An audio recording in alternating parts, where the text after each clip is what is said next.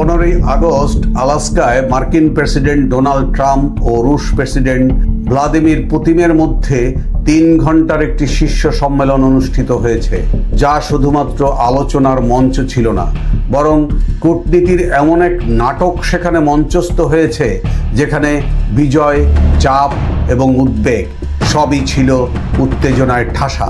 এই বৈঠকে কি ঘটল, কেন তা আলোড়ন তুলল, ক্ষতি এবং ভবিষ্যৎ কি, এসব নিয়ে আমাদের আজকের আলোচনা। গত ফেব্রুয়ারি মাস থেকে বিভিন্ন আলোচনার পর আলাস্কায় এ বৈঠক অনুষ্ঠিত হয়। 2015 সালের পর এটি ছিল পুতিনের জন্য যুক্তরাষ্ট্রের মাটিতে প্রথম সফর। ট্রাম্পের সাথে সহযোগী হিসেবে উপস্থিত ছিলেন secretary of state Marco Rubio এবং অন্যান্য শীর্ষ সহযোগী। অন্যদিকে পুতিনের সফরসঙ্গী ছিলেন সার্গেই ল্যাভরভ সহ রুশ প্রশাসনের সদস্যরা। এই বৈঠকে স্বভাবতই ইউক্রেন যুদ্ধ মূল বিষয় ছিল। সম্ভাব্য লক্ষ্য ছিল রাশিয়া ইউক্রেন যুদ্ধের স্থায়ী সমাধান, আর আলোচনার ধরন ছিল শান্তি চুক্তি কেন্দ্রিক। ট্রাম্পকে কেন সেরা বিজনেস ডিলার বলা হয় তা এই বৈঠকের মাধ্যমে আরেকবার পরিষ্কার হয়ে গেছে। আলোচনার এক পর্যায়ে কৌশল বদল করেন ট্রাম্প। হঠাৎ করে যুদ্ধবিরতি থেকে সরে গিয়ে শান্তি চুক্তির দিকে ঝুঁকে পড়েন তিনি। অন্যদিকে পুতিনও দেখিয়ে দিয়েছেন গোয়েন্দা সংস্থার সাবেক কর্মকর্তা হিসেবে কেন তাকে সমীহ করত রাশিয়ার বাঘা বাঘা কূটনীতিকরা।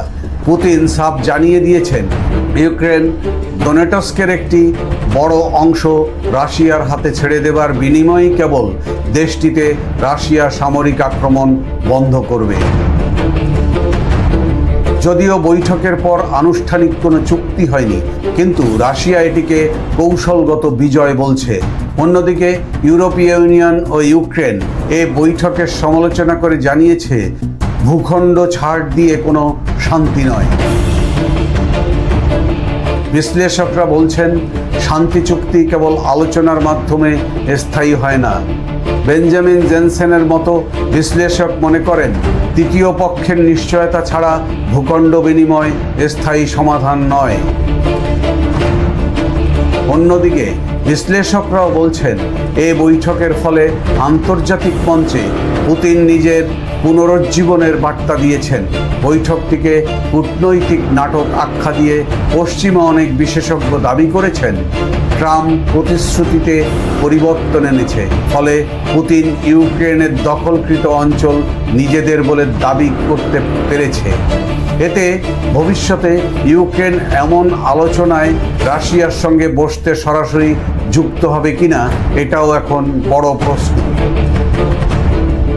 তবে ইউরোপীয় বিশ্লেষকদের সাথে একমত নন প্রাচ্যের বিশ্লেষকরা।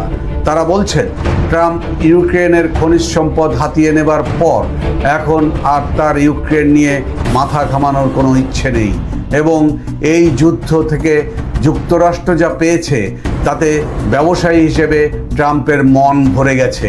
এখন যদি যুক্তরাষ্ট্র পুতিনকে বেশি ঘাটাতে যায় তবে বরং হিতে বিপরীত হতে পারে। ইউরোপিয়ান নেতাদের কূট চালে আটকে জেলেনস্কি বরং নিজের জাতির ভাগ্যাকাশে কুঠার আঘাত করেছে।